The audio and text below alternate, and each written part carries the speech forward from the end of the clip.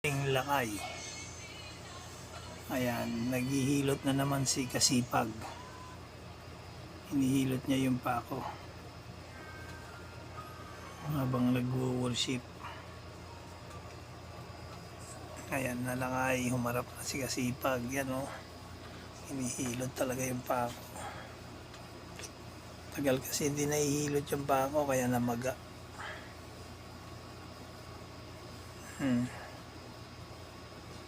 Ayan o, sasakit yung mga ugat-ugat na barado.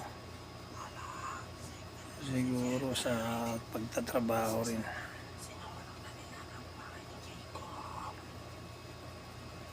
Pati sa talampakan ha, ayusin mo.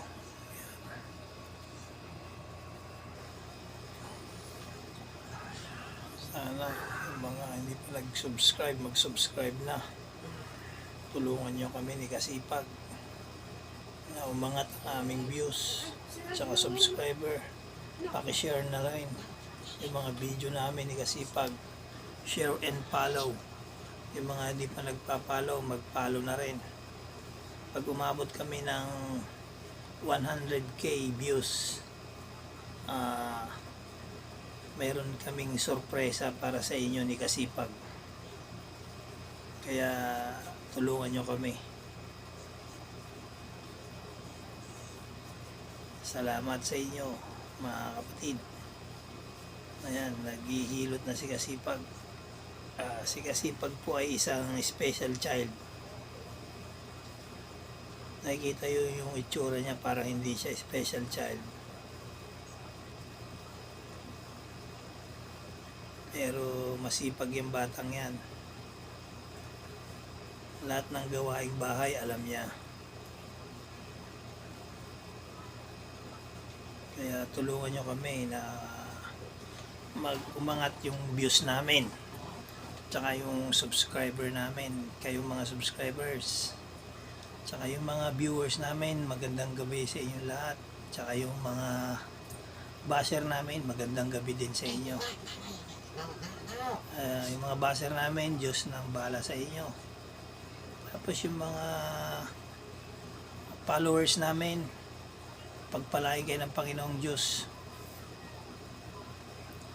At sa mga hindi pa nag-subscribe, mag-subscribe na para pagpalain din kayo ng Panginoong Diyos.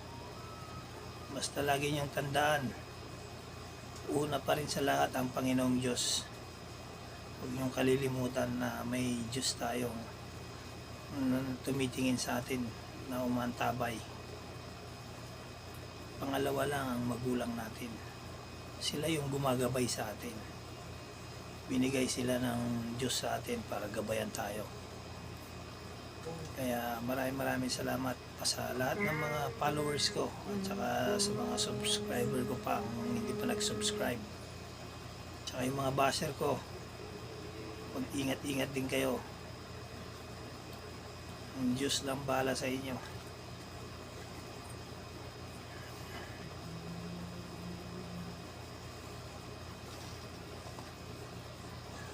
Ayan, lakay.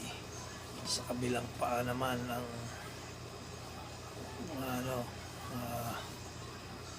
hinihilot ni Kasipag.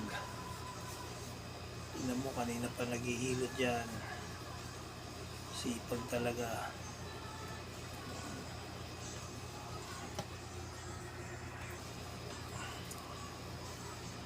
Ayan.